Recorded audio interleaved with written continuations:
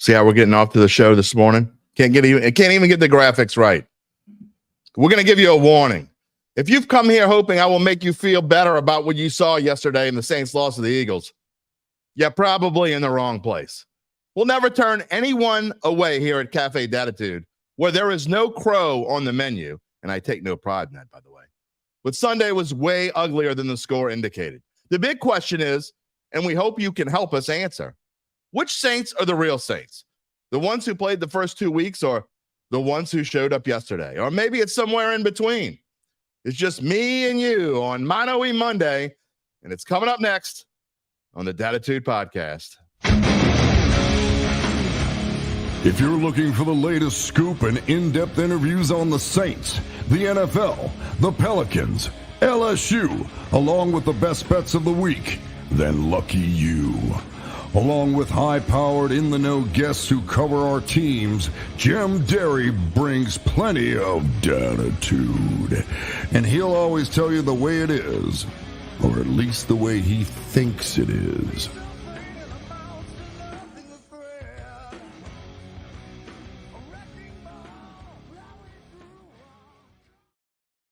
Where you at, New Orleans?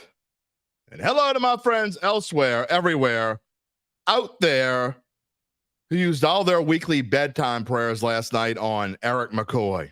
Please, God, let him get better. I swear I'll be nice to Falcons fans next week. Please. And I won't flip off that driver either who won't let me in the left lane. All of that. Yes, I promise. Oh, and please let there be Dattitude, episode number 283, presented by Evangeline Securities for a Monday, September the 23rd, 2024. You know who I am. I mean, who else starts a show like this? I'm your host, Jim Derry. Whether you're watching on one of our NOLA.com social media channels or listening to the podcast on demand, as always, I thank you for being a part of the Dattitude family. We may lose people in the Dattitude family today. All those 15-2 people, they're not going to want to hear it today. There's no Gabe today either. Not because the Texans got their asses whooped too. He is actually good for Gabe. He is moving in his new house. So he is spending this week. He is off all week. He probably will come on the show Thursday for his best bet, but he's taking a very well-deserved vacation. Who takes vacation? And you don't move in the middle of football season. I don't know. But congrats, Gabe. We miss you. So no Mondays with Gabe, no Wednesdays with Gabe. It is going to be probably a somewhat abbreviated show. As I was telling you last week, yep, I got it. I am recovering from the vid. I'm doing much better than I was over the weekend, but I'm going to try not to push it. We're going to try to keep the show to about 40 minutes or so today. We'll see. We'll see how it goes. We'll see how I feel. Maybe it'll last longer. We'll see. Everybody's out here with me this morning. Mano E Monday. T-Mama is still screaming who dat. Good for you. Good morning. Brian Pearson's with us this morning. Who dat? You still got to say it. Still got to say who dat. I didn't say poo. That was an accident. I swear to God. That was did I just say poo dat? That was really an accident. I swear.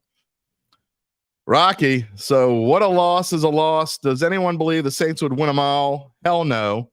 So what? Move on to the next one. We weren't even supposed to be 2-0 and are scoring 40 points. That is the bright side of things. Big Sean says I took the words out of his mouth when I asked the question, which Saints are the real Saints? We're going to spend a lot of time talking about that today. Gabe Henderson might be off of work this week. He'd be remiss if he missed the show, especially on Monday. He's there. Clint Duseski. Happy Monday. You know what? We're all here. I'll tell you, that's one thing about getting the vid. I don't care. This is the fourth time I've got it, and I'm scared as hell when I mean, the first time was the worst by far. This is probably the second worst. But I will say this. When you get it, every Monday is a happy Monday if you wake up. As many of you know, Look, I don't want this show to be completely in the dumper, but, my dad died of it in February, this past February. So it's all I can think about. But I'm doing much better. I'm not even contagious anymore. So don't worry. I can't give it to you through the screen. I'm all good. I just tired. Need to sleep a little bit. You guys are going to help me out here on this Mano E Monday. We're going to hear from DA later. And most of the two clips that we have are all both kind of related to Eric McCoy. That's what, look, this show is going to be centered around him. It's not going to be all Eric McCoy. I'm not going to talk about Eric McCoy for 40 or 45 minutes. But that's what this show is going to be mostly centered around. We're also going to hear from Derek Carr, who was using that keeping it positive, brother voice. Oh, my God. Look, I defend Derek Carr to the hilt way more than anybody else. But when he uses that voice, I just want to go, dude, stop, please. You know what that means, right? When he uses that voice, it means he was about to blow his top and he had to woosah before he went to the podium. I really don't like that voice. Thank you, T-Mom. I appreciate that. Been an interesting 6 months for sure. Brian, all right, come on. I bought the hype. The O-line was, is, and will be the Achilles all year, and a team without Taysom is just ugly. Get well, ASAP. Lance, Dobard, we lost to a team with flaws but are contenders. A lot of young talent on the squad that went toe-to-toe. I'm not taking, again, I don't take no pride in getting that one right. The only reason why, look, and he says if we respond, then this, well, it may be good for us. I agree. How do you overcome adversity, right? That's what good teams do. They overcome adversity. But the reason why I liked the Eagles last week, and look, they were 3-point favorites before the Saints started 2-0. They won by 3. Now, we're going to get into why they didn't really win by 3. They won by a lot more than 3. However, the bottom line is they won by 3. And that's when the spread changes that much, it's why we picked the Eagles with our number one best bet on Thursday. If you didn't see Thursday's show and you didn't hear what I had to say on Friday, the reason why I picked the Eagles is because the line made no sense. We had another good week. We had second 3-2 week in a row after a rough first week with our best bets. And we got our 5-point pick right and our 4-point pick right. I mean, it could be way worse. You could be a fan of the Tennessee Titans. Nobody wanted to listen to me. All the experts, I'm not going to go off on too big of a tangent, but all the experts, Titans aren't that, they're terrible. As long as Will Levis is their quarterback, it could be way worse. Think of all the teams you could be a fan of right now. There's your positiveness. Barbara Bordenave, thank you. I am feeling better. Thank you. Suzanne, shut my mouth. About what? I'm not sure what you're asking me to shut my mouth about. But it's called Dattitude with Jim Derry for a reason? Or maybe you're just being funny or telling someone else to shut up. I don't know. Taylor DeMarco, not having Taysom is one thing, but after yesterday, it should be beyond obvious that Eric McCoy is the most valuable player on the Saints roster and might be the most valuable offensive non-quarterback offensive player since Max Unger. Oh, we're going to get into that. By the way, if I haven't told you already, I'll tell you now. You can always be a part of the show by typing in your comment on YouTube, as all of our lovely friends are doing here on Mano E Monday, YouTube or Facebook. And if you haven't already done so, if you're watching on Facebook, we love you. Be a part of the Dattitude family. You know how you do that? You go to YouTube. You don't have to do it right this second, but go to YouTube, subscribe. And if you're watching on YouTube, give us a like. Give us a thumbs up. You'll have access as well to all of our shows, short takes, every weekday except Tuesday, live at 11 a.m. Central Time. You can get in touch with me on X at Jim Derry Jr. or via email, jderry@theadvocate.com. Yeah. I feel inclined to do this very quickly before we get on with the rest of the show, because I do want to get on with it, talk about Eric McCoy, talk about this offense, talk about Saquon Barkley running. He's still running down Poydras Street somewhere. I think he missed the bus. He's still running. Somebody stop. Dude, somebody stop Barkley. He's got to get back to Philly. Jesus. How about LSU? Didn't even put him on the screen. I didn't put LSU at Tulane. This is my one slide today because 96% of the show is about the Saints. Very quickly, LSU, UCLA. The good news is they won 34-17. They did not cover. The bad news is, if you didn't see this yesterday, they're without Harold Perkins for the rest of the year, a torn ACL. We will spend more time on Wednesday talking about LSU. But that is really bad news for these Tigers. And look, I mean, yeah, you'll find out more. They play South Alabama this week, but really, Ole Miss coming to town in a couple weeks without Harold Perkins. I don't know what to expect there. I made a bet with UBN a couple weeks ago about Ole Miss wouldn't score 50. I may have to get my money ready for that one. Tulane's back on track, 41-33 win over Ooh La La. The Ooh La La fans, they were giving me grief before the game, and they still found a way to give me grief after, even though I was right. If this wouldn't have happened and that wouldn't have happened, if this wouldn't have happened and that would have, you know what? If this and that and this and that wouldn't have happened yesterday, the Saints would have lost 30-12. But it did happen, and this happened, and that happened. I hate all the if this wouldn't have happened. None of that matters. We know what matters is the final score. Tulane won. Tulane's a really good football team, I'm telling you right now. I am worried a little bit about Mensa kind of taking a step backward. We'll see. Before we get to the rest of the show, and it's going to be all Saints the rest of the way, I want to tell you about our friends at Evangeline Securities. Of course, they are a company that can help you decide if it's the right time to sell your family-run or privately held business. And just as importantly, they can figure out what that business is worth.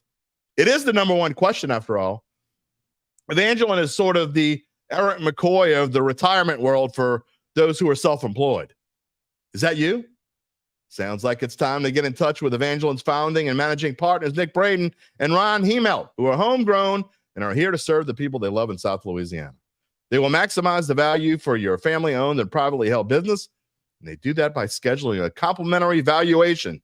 If you decide to proceed, Nick, Ron, and the folks at Evangeline will begin an extensive auction process from among private equity funds from around the world and maximize the return process for the founder and his or her family. Evangeline Securities is the top producer on their platform. Very few companies like them in this area, I promise. I'm not just saying that. It's true. Go look it up. And none with their dedication and success. They are 3-0, my friend. They are fully licensed and ready to serve you. So get in touch with Nick and Ron about what's really important, and that is the rest of your life. Ooh, shouldn't use that raspy voice. That doesn't work for me today. You can find them at www.evangelinesecurities.com. All right. Other comments here. Big Sean, you did have the Eagles winning. I wasn't the only one. T-Mama, too early for the playoffs. One game at a time. Gabe says, so we do have Mondays with Gabe. He said he had the Saints losing to the Cowboys and Eagles. So splitting those games are positive, nothing else. Yeah, UBN. How about them 49ers? How about them 49ers? Lost to the Los Angeles Rams. No, the Saints aren't going 17-0.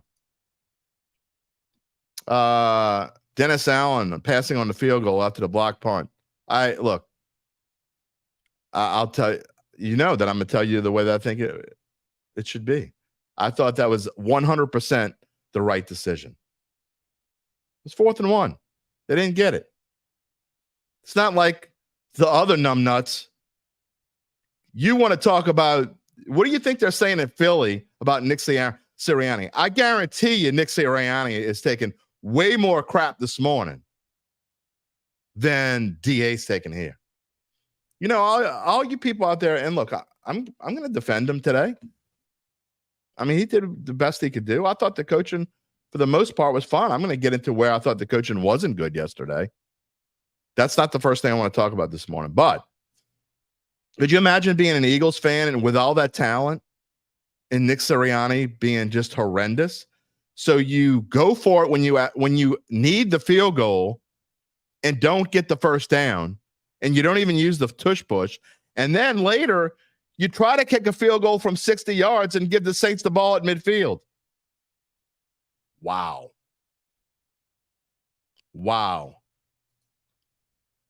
Josh, my boy, says those teams, bad quarterbacks, have a prospect of picking high in the draft. The Saints are the only team bragging about making it to the middle. Not sure exactly what that means. Okay. Tyler, find another interior O lineman. You can't do that now, though. You can't find another interior O lineman in a real wide receiver 3. I don't even know that they need a wide receiver 3. I mean, Taysom kind of fills the role of all sorts of things, and he wasn't there yesterday. I mean, that's another thing that maybe I'm not taking enough into account, that Taysom wasn't there. It changes the whole game. It changes how you call a game. So when I give grief to Mr. Kubiak in a little bit, I got to think about that, right? Black Preacher Man, salute Jim. Ugly loss, we beat ourselves. Sending prayers for my household. Thank you. The wife is way better. She actually went to work today. Well, I mean, I'm in my office, so. A-Town, morning, Jim and Gabe. No Crow today. Don't need the hot sauce. Daniel, you're right. We need depth at the O-line position. But again, how do you get that now? Lots of comments in here. I'm going to get to some more in a minute. Because I want to talk about this, and I have this called up on my phone. Because I said this, and I look, I'm not trying to like make it. Look, I don't want this to be overreaction. You know how I always preach about Overreaction Monday? And I try not to get caught up in Overreaction Monday. The problem is, and the reason why I'm having so much trouble with it today, is this team that we saw on Sunday was the team that I thought we were going to see all year long. That's why I have a problem with it. I didn't necessarily, you beat the Carolina Panthers, and look what they did now that they switched quarterbacks. I told you before, it was a good thing that they played that team early in the season. We'll see what happens later. Are the Panthers as good as they played yesterday? No, they got a boot in the ass because Andy Dalton started, and they went to and played a bad Raiders team that just happened to luck up the week before, and we're probably living off the high of beating Baltimore. But at the same time, then you go beat the Cowboys. We saw how bad the Cowboys were yesterday. So, look, my biggest problem with trying not to get caught up in Overreaction Monday is this is the team I thought we would see because the O-line was horrendous. Here are some of the stats. It wasn't just the O-line, though. If you take out Jalen Hurts giving the ball to the Saints at key moments, okay, and Nick Sirianni's just absolute, how that guy is a head coach in the NFL, I have, just because his record's good, look, I'm not usually one that says fire a coach if you're he's got to go. If the Eagles want to win a Super Bowl because they have the talent to do so, I'd fire his ass now. I'm not joking.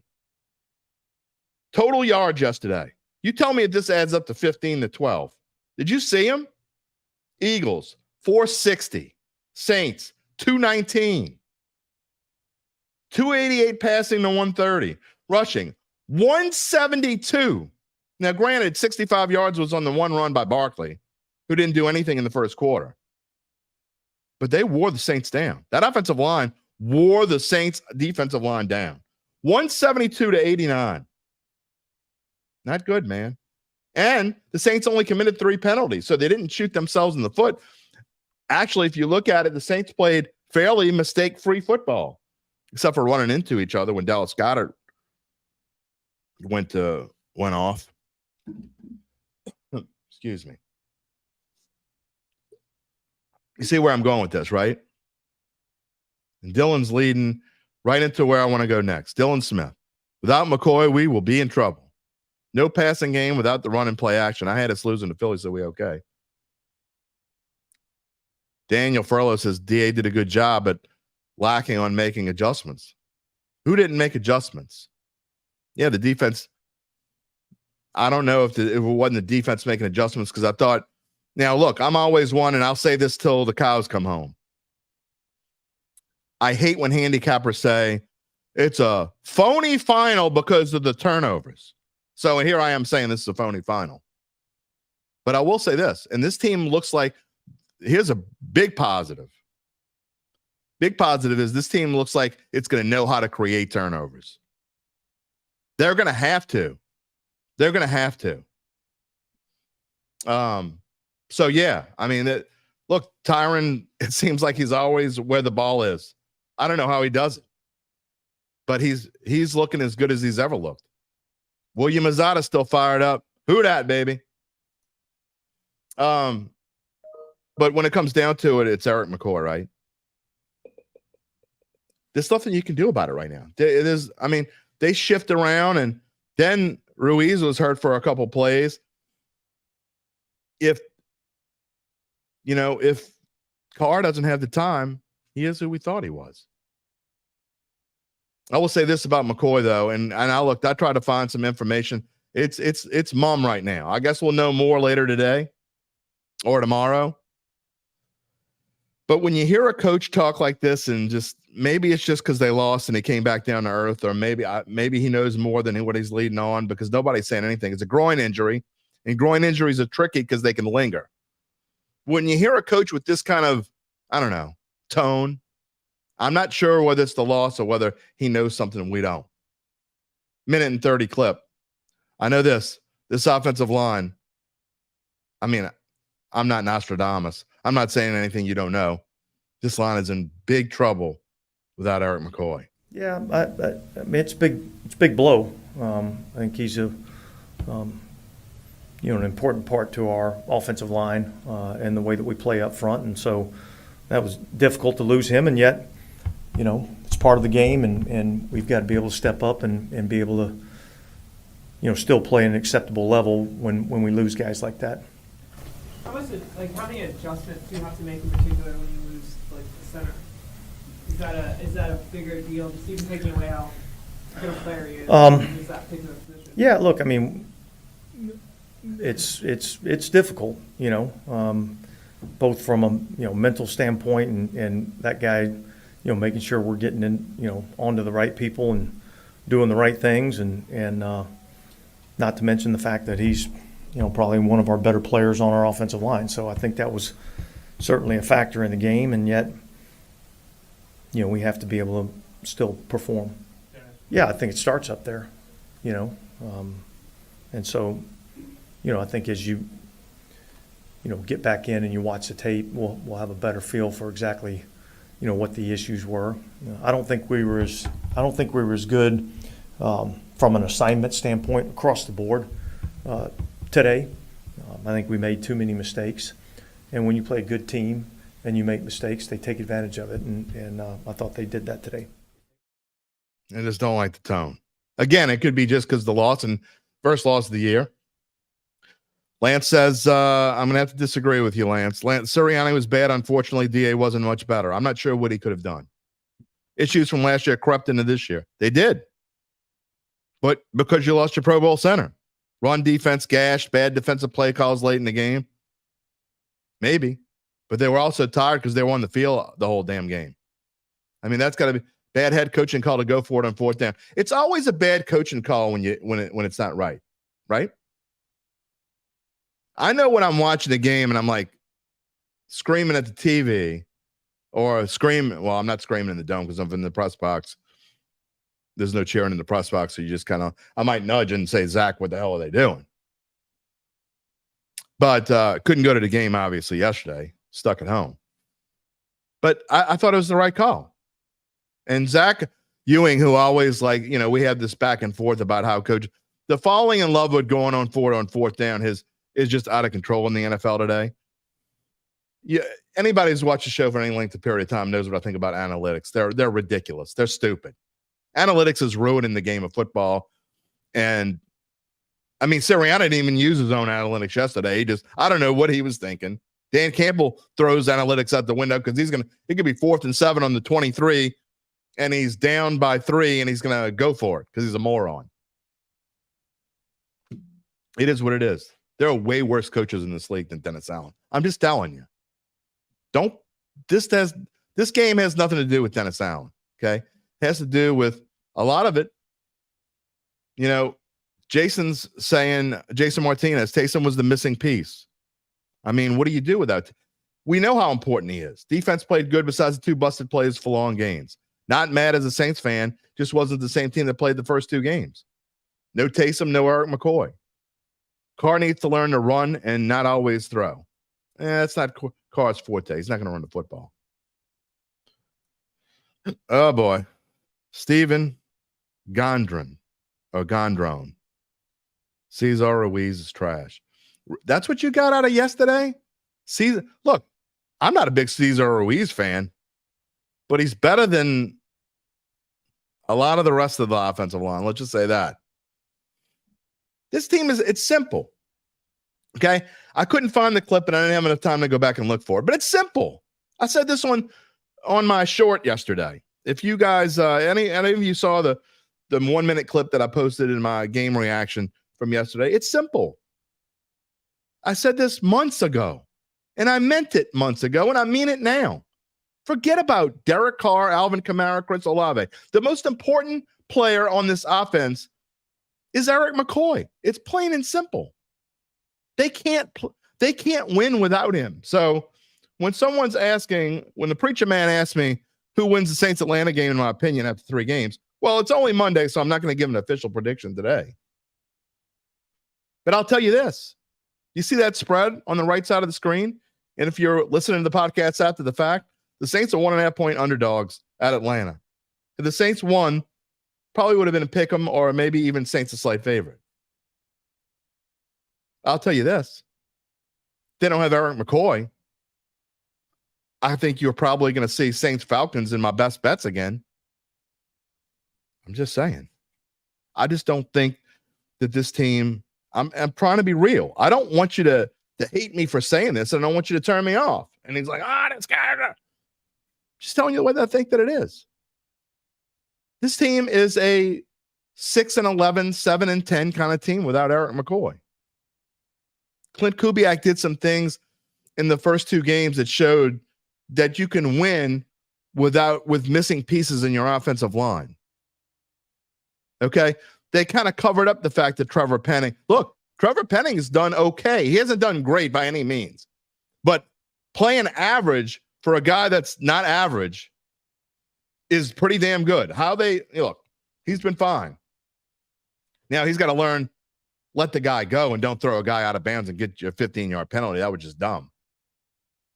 But I can't be upset with Trevor Penning, but it's the pieces behind. It just goes to show that my point is that Trevor Penning is not a starting tackle in this league, but you don't have a choice because you don't have anyone else that can play there. I was kind of hyping up Ali Udo before the season. He came in and played left guard and was atrocious. He looked absolutely lost. That job at right tackle was there for the picking, and he couldn't seize it. And it says everything you need to know. If he couldn't win that job, then he's not any good. And so you were forced to throw him in at left guard when he's even better suited to play tackle. So now you got a bad tackle playing guard where he doesn't play. It's tough. Terrence is back. That's it. Terrence. That's why he's freaking out. It's not because we lost, but how we lost. It's true. You can lose a game. I mean, let's say this game was 28-24, okay? And the Saints had 360 yards of offense, and Kamara did what Kamara's been doing. Rashid Shaheed, you see that number on the left-hand side of the screen with the stats from yesterday? I put it in there for a reason. 0 receptions, 0 yards, 0 touchdowns. Carr, I'm defending Carr, but I'm not going to defend him when he didn't play well. He had a couple spots where he could have hit Shaheed. Pressure was on him. Derek Carr is a different quarterback when he's got pressure on his face. What's going to happen if McCoy's not in there? Now, I wouldn't go this far, Brian. If McCoy's out for extended period of time, they lose every game. Come on. They're going to lose every game. They're not that. Come on. Ray Ibarra. When McCoy went down, my heart dropped. Knew we were doomed. He's the engine in the line. No Taysom Hill to help take the pressure off Kamara. I mean, that's the thing. You can't have both of those guys gone. I mean, look, Derek Carr is who we said he is, who I have said he is. I've defended him more than just about anyone else. And not only because his numbers dictate that he's a top 12 quarterback, because he is. I got to be honest. I'm surprised and I'm happily surprised that the Derek Carr haters aren't back, because I really was expecting that this morning. And thank you for not being just goofballs, okay? He's a top 12 quarterback, but that's when he's When he's protected, he might even be a top 5 or top 6 quarterback. We saw that the first 2 weeks. But when he's pressured constantly every play, he's in trouble. And look, I'll say it again. I did not like his. We talk about tone, and I'm all about reading. Look, I'm a poker player. I'm all about reading through the way people say things, what they say, how they say it. It's not just what they say. It's how they say it. It's the tone that they use. Derek Carr was back to that keeping it positive, brother. Tone that I hate. Let's hear what he had to say. The clip is a minute and 46 seconds. It's a lot about Eric McCoy. You go back, you got corrected, but you knew adversity would happen at some point. It's not going to be that easy all the time. And so, for us, it's a great opportunity. You get hit in the mouth. And with that said, I thought we responded. To a tough, gritty game. It wasn't all just bombs and this kind of stuff. We had to grind it out a little bit and still make plays at the end and all that kind of stuff. And then at the very end, they made one more play than we did. And that's how this game goes sometimes. But there's no discouragement or anything like that. You're pissed because you lost. You're mad at that. You want to win all these games. But end of the day, we played a really good football team, and we knew what type of team they were. You turn the film on, everyone talks about whatever. That didn't even matter. You turn the film on, and we knew what we were going to get ourselves into. And so it was a grind, but they made more plays than we did. Yeah, it's hard. I mean, it's hard, especially for communication and things like that. But I thought Lucas did a fantastic job. He's a veteran, super smart. He's been in the system, in different varieties. And so I thought he did a great job. But, I always say anytime you lose anybody, on a football team, you never can just replace them. They bring a certain role and they bring a certain, piece of the puzzle. But it's always next man up. And I thought those guys battled. I thought they did a great job of battling against one of the better fronts in our league. Oh, man, this is a great opportunity for us to come in tomorrow and see if we bring that same energy that we've been bringing, and but bring it to some more corrections, right? Bring it into some things that, everyone's going to look at this tape and it's going to hurt, man, because you're going to see things, man, what the heck did I do there? Why did I do that, And again, I say it, but that's football. You might ask me, what do I want him to say? I don't know. I don't know what I want him to say. Again, it's just the way that he says it sometimes. I'm not getting on him. Look, Big Sean, I hear you. I know you're a Carr hater, and this is actually putting it as nicely as you can put it. He says Carr just can't put a team on his back and take them to a victory, which was required yesterday. I don't agree with you. I don't know that any quarterback could have performed. Again, he certainly becomes average at best quarterback when he's got that kind of pressure on his face. But you name me one quarterback in the NFL that's not named, I don't know, Patrick Mahomes, or maybe just Patrick Mahomes. I mean, I know Josh Allen can escape things and Lamar Jackson can escape things. But when you got that kind of pressure in your face on a constant, every play basis, I don't really know that it matters. I just don't know. That's the problem I have. Look, if I don't get to every single comment today, I apologize. We've got more than we've ever had, and we've got a lot of new people in here. So I apologize on this Mano E Monday if I don't get to everyone. I'm trying. Jason Jurek. McCoy is the head cornerstone of the O-line. There's no question. Jeff says the same thing. McCoy is essential. I think we all know that. Valerie is talking about something different. 3rd and 16 under 2 minutes, and two guys running into each other. Dennis Allen actually almost left that part of the clip in. He talks about that. That was crushing. There's no doubt about it. Get that stop there, and you most likely win. And that, how much would this show have changed had they found a way to win this game? I don't know. I mean, obviously, it would be a much more positive tone. Saints found, and I was trying to think of ways that I would put this show together because I thought they were going to win. I got to be honest. I'm like, this team has something. It was feeling like almost the football gods were helping this team, almost, right? Saints were getting their ass kicked. I mean, I'm not talking about on the scoreboard. They were getting physically dominated. in a lot of areas, not just O-line. I mean, look, Kamara had a Kamara game. He had an okay Kamara game, but it's still most running backs. That's pretty damn good. I mean, I'm no math genius, but 127 total yards of offense. What is that? The 52nd time he's had a game of 100 yards of total offense or more. That's a lot. Derek Carr's numbers suck. There's no sugarcoating. But how different would we all have felt had the Saints found a way to win that game? I don't know, because I'm going to say this. One of my colleagues and friends yesterday, I heard them say something that I completely disagree with. That if they would have played this game 10 times, it would have been 5-5. No way. And here's the thing. I just don't think the Saints are on that level. And it's okay that they're not on that level. Because if they finish 10-7 or 9-8 and somehow they win the division or whatever it is, which they still can do. I'm not saying they can't do that. I don't know how long Eric McCoy's going to be out. But if this team can, even at their best, okay, even with the team we saw the last 2 weeks, I still don't think is on this Eagles level. I don't think they win 5 out of 10. I mean, maybe they win 5 out of 10 if they play perfect football.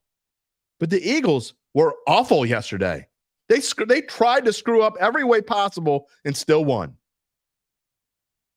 Is it different if McCoy's in there? I don't know. That's the problem I have. Sean Hurst. Lattimore was probably out of position on that bumbled coverage on 3rd and 16. You know what? Don't get me started on Lattimore. I don't know. PBM's right. No quarterback is good under pressure every play. That's my point. Leonard Kelly. Eagles were trash. Weren't really a good team. They gave us the game and we gave it back. The only part I agree with is they gave us the game and we gave it back. They're not trash, dude. Their coach is trash, but they're not trash. I still think they're going to be in the running to win the Super Bowl. Or maybe not win the Super Bowl, win the NFC. I'm just saying. We got a bunch of them in here. Trying to get through here. Brian's asking, where's Cam Jordan? Is he washed up? I don't know, man. Cam Jordan, I haven't, besides seeing his face on TV because he's lining up. I mean, I don't know how many tackles he has this year, but it ain't many. A-Town says, we definitely need a number 2 running back because Jamal Williams is not that guy. He hasn't been.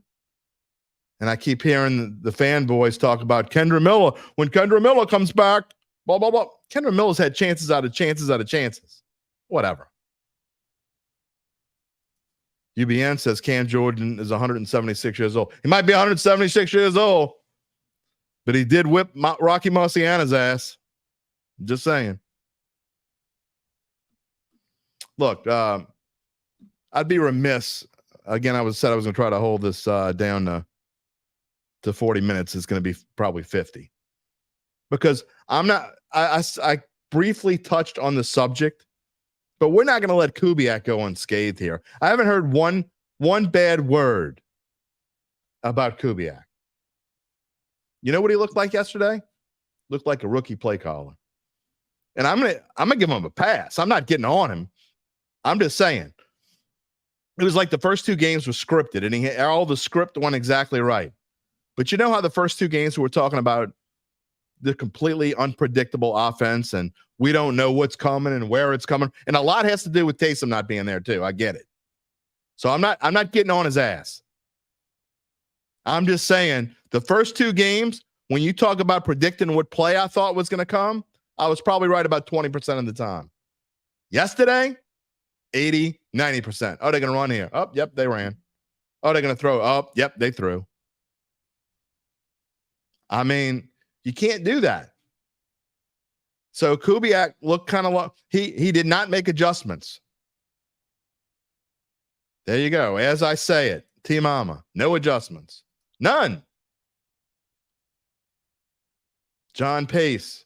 It's not Kubiak's best game. In fact, it was worse is our OC. Now, it's only his third game. PBM, where was all the motion, rollout passes? It's gone. Mike Pitt, amen. Gone. Wasn't the same guy yesterday. Sean says he struggled to adjust to the loss of McCoy. Sure, and I know everyone would.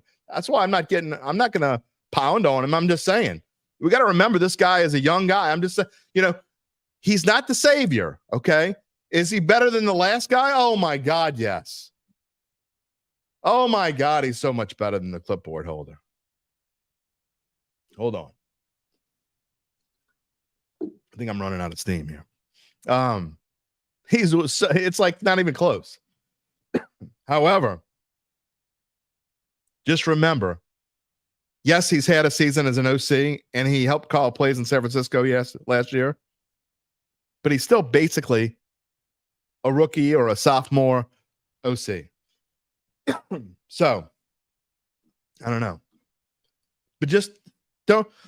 This is what I'm talking about when people come in here and you can't automatically go at someone and you can't automatically say, oh, this guy's the next so-and-so. You don't know that after a couple.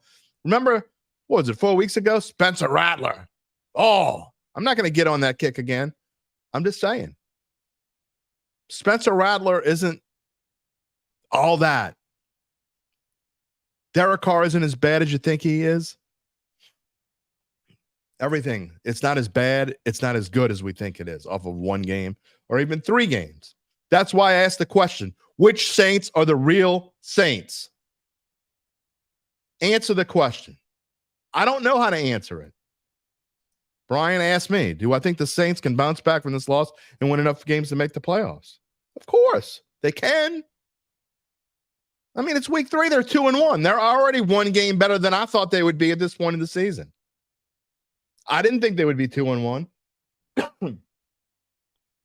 This game coming up is a huge game, and I'm going to tell you why. We'll talk about it more later in the week, but when you see it on there, first of all, you don't want to hear this, okay? Close your ears if you really don't want to hear it, if you know what I'm going to say, and you don't want to hear me say it. The Falcons are better than the Saints. That doesn't mean they're going to win. But Atlanta has more talent, unquestionably. More talent overall than the Saints do. They just do. Brian asked if we have updates on all the injuries yesterday. No, we don't. I mean, the Falcons almost beat the Kansas City Chiefs last night. And I thought they were poorly coached. Their coach, Raheem Morris, I think is a lot like DA. He's a defensive coordinator pretending to be a head coach. I don't know what that means. I'm going to end with this. Again, we're going to talk more about what's going to happen Wednesday and on. I don't know if we're going to have a guest Wednesday. We'll see. It may be just you and me talking again. So we may have plenty of time to do this again. Part of what happened yesterday, and here's another problem. And Adam Chernoff, I've talked about Adam Chernoff a lot. He's been on this show before. I love him. I think he's the best handicapper out there. He's fantastic. And yes, Sean, the Falcons did lose 2 offensive linemen last night. We'll see. We're going to put all the injuries together later in the week. But what happened yesterday was the Philadelphia defensive coordinator, Vic Fangio. And again, I'm giving credit to Adam Chernoff because he pointed this out this morning on his show and his handicap recap of what happened yesterday. Vic Fangio is a momentum killer. He studied that film and figured out if you stop the Saints running game, you stop the Saints. It's true. And Kamara had 87 yards rushing, but in the grand scheme of things, he didn't have any huge runs. His biggest play was a fantastic catch that he made for like 26 yards or whatever. But he put 5 men up front. I'm not talking about in the box. He put 5 men on the line. Dared the Saints to throw the football. And Carr didn't have time to throw the football. And that's not just because McCoy got hurt. Saints were able to score in their first drive, and that 3-0 held up. It looked like for a while like that might be the final score. Danny Q. Rogers. Welcome, Donnie. I'm sorry. Donnie Q. Rogers. Donnie, come join us on YouTube, by the way. Come subscribe to us. End of the game, much needed defensive stops is something we're not good at. Absolutely. That's what makes you wonder. I don't know why I was buying in. I was buying in they would stop them. The point is, this Vic Fangio defense that he put 5 men up front, don't think that's the last time you're going to see that.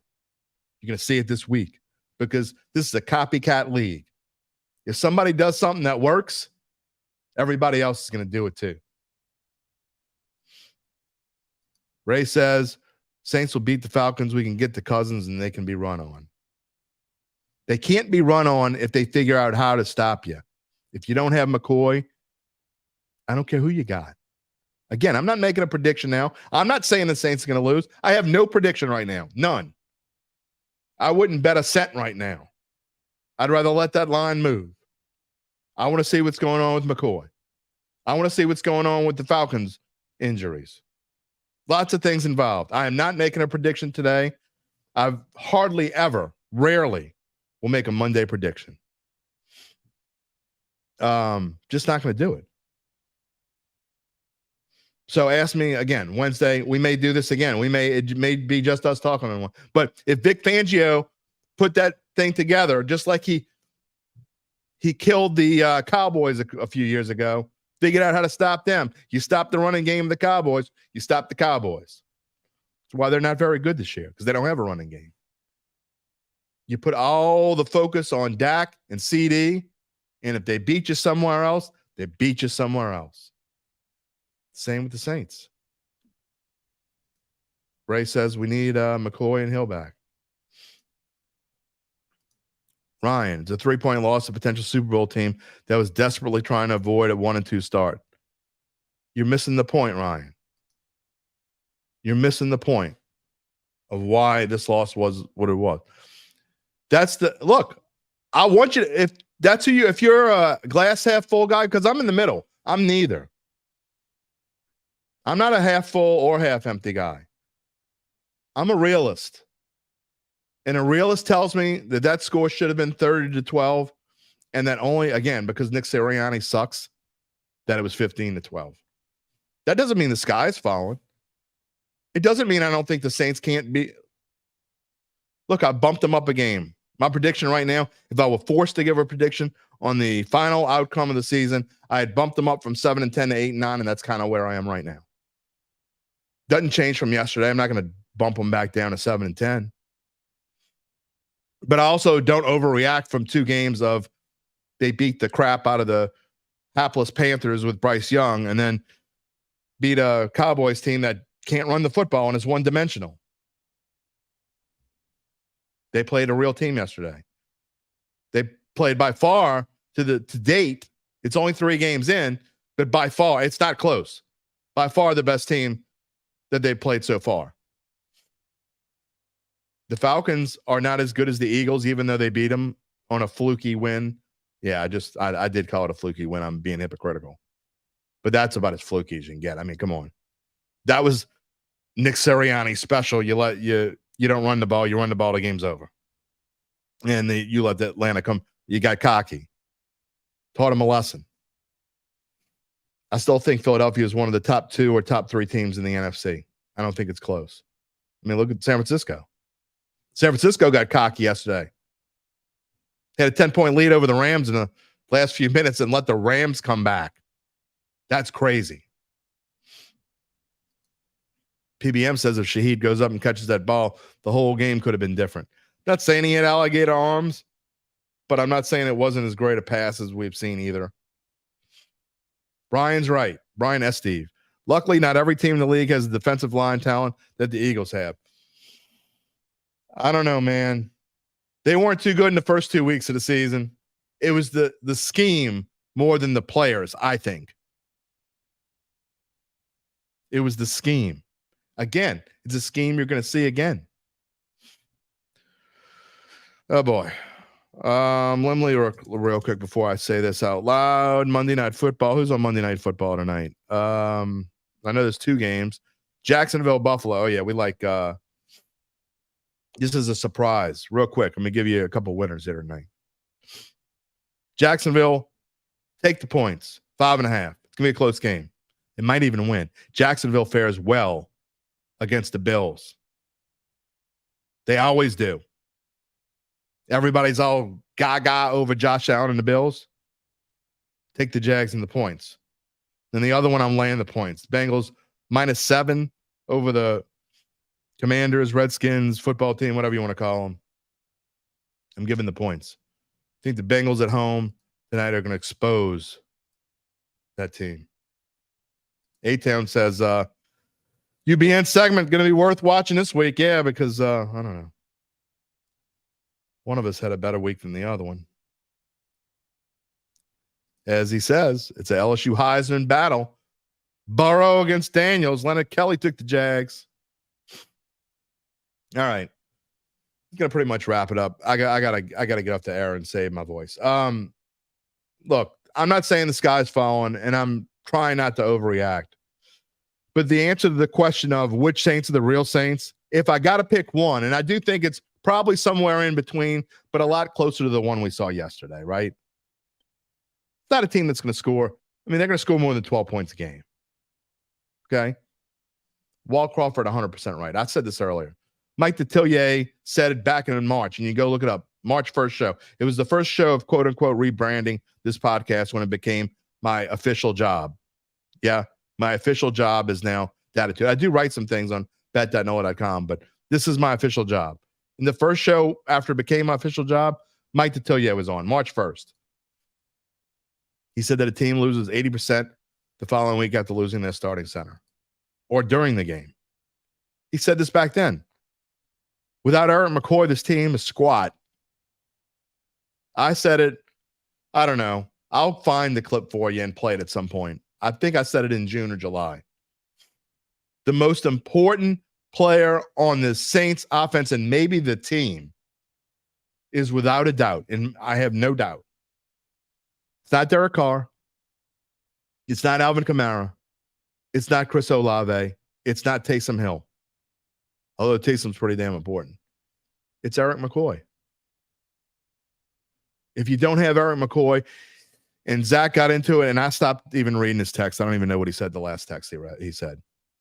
But he was giving me grief because I said, you take one guy out. Yes. It changes the entire offensive line. One guy changes everything. And if you want to talk about one guy that changes everything besides the quarterback, I think Eric McCoy going out it changes 5 guys. It changes everything. AJ says he's not buying that. Okay. I hope you're right and I'm wrong. Ray says, yep. It's true. This entire offensive line, remember we told you before, what has Clint Kubiak been, what were the 49ers so great at? They had like the 22nd ranked offensive line last year, but why were they good? Because they're able to fake it, I guess is the way to put it. Cover up the deficiencies on their offensive line. But you can't cover up deficiencies if you got more than 1 or 2. If the strength of your offensive line, besides Fuaga on the left side, that's fine. But now you got what else? You could talk about Lucas Patrick playing well. That's because he had Eric McCoy next to him. Leonard Kelly says, seemed like it yesterday.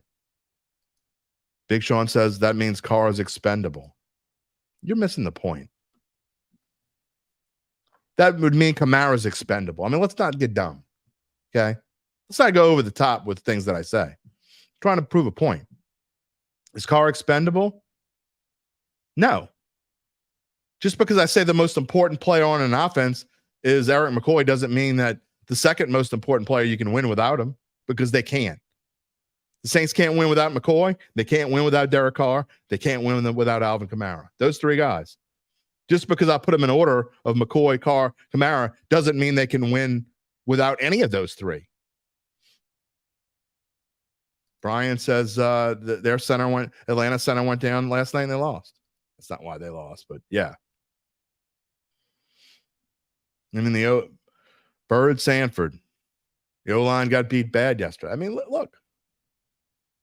So let's wait and see what happens with Eric McCoy. Again, we'll probably know something more later today or tomorrow. In fact, before we go off the air real quick, I'm going to go check. Nothing on our site yet. I'm going to check it live, so bear with me as I check out live. I don't see anything right now. Nope, don't see anything. But here you go. First 3 plays with Eric McCoy in the field, 5.66 yards per play. Next 52 plays, 3.88 yards per play. Lucas Patrick is fine, but they can't win without him. I don't know. Anyway, and absolutely, Bird, Taysom is a big miss. You can't. Can they win without Taysom? I think they can win without Taysom. That's why I would put Taysom probably 4th/5th. He and Olave are both really important. I guess I would put Taysom ahead of Olave. I don't know. Anyway, lots to talk about on Wednesday. I'm going to wrap up the show for today. I didn't even really get to talk a whole lot about the defense. Probably a good thing. I mean, other than the turnovers, I don't think they were very good yesterday either. And Lattimore was back. Did he have a huge impact? I don't know. Jalen Hurts was 29 of 38 for 311 yards passing, and he rushed for 25 yards. You be the judge. I mean, they did it both with passing and rushing. I mean, the best receiver is a tie between Devontae Smith and Dallas Goedert. They couldn't stop either one of those guys, in my opinion. I mean, Devontae Smith got his clock cleaned at the end. Oh, did you hear, by the way, who was Joe Davis was the play-by-play guy, called it a mite Louisiana. Yeah. Oh, boy. All right. More coming up on Wednesday. Again, I'm not sure if we'll have a guest or not. We might just do it like this because, I didn't get to every comment. I apologize. We got a bunch of newcomers. Make sure you go subscribe to the YouTube page. That's the best way to know when we're going the air live. Every weekday, Monday through Friday, except Tuesday, live at 11 a.m. Central Time. And, of course, you can find the show wherever you get your podcasts on, Spotify, Apple, many more. You can always find the show, replay the show on NOLA.com/sports. Okay. Wednesday, we probably will talk a little bit about LSU. I want to dive into, I'm not going to spend a ton of time on it, but what is this LSU defense going to look like? And maybe I'll have a short, maybe I'll see if Wilson come on the show or one of our LSU guys come on the show and talk about it. Maybe. We'll see. But it is going to be us talking about the Saints again. It's tough, man. You get on that high of highs, it's tough to come down from. So, again, I don't want to overreact, but this Saints team is just not on that level yet, okay? That's why I've been saying cool your jets. It's great. It's okay to be hopeful. It's okay to say, you know what, maybe this team is a playoff team. That's fine. You should. You should be there and be excited when they win, no matter whether they win by 1 or 40. And when they lose, don't take it too hard. It's hard sometimes not to. But stay grounded at the same time. Remember who this team is. Remember who they were supposed to be. They're probably better than that when all is said and done. Brian, we'll leave it at this. This will be the last comment of the day. He feels better. You know what? I do too. Hopefully we'll all feel better on Wednesday. Leonard Kelly with the Saints emojis. Tyler, life goes on. It absolutely does, my brother. Cannon McGee. It hurts, man, but we will bounce back. John Pace. Who dat, baby? Next week is big. Absolutely. Next week is huge. Focus on them dirty birds. That's what we'll be doing starting Wednesday. We hope you can join us then. Check out all of my colleagues' stuff. Gabe at bet.nola.com along with Tom Casale, and even I write stuff occasionally there. And then our friends over in the Saints Insider podcast, even though I don't always agree with what they say, I still love them to death. They're still my boys. Check them out at NOLA.com/Saints. You can check out, again, replay the show wherever you get your podcast and on NOLA.com/sports. We will see you on Wednesday. Cheer up. The good news is we ran out of Crow Po boys. No more to serve. We don't have to worry about whether we're going to put hot sauce on them or whatever. No Crow Po boys for anybody. We will see you on Wednesday. Take it easy, my friends. If you're looking for the latest scoop and in-depth interviews on the Saints, the NFL, the Pelicans, LSU, along with the best bets of the week, then lucky you.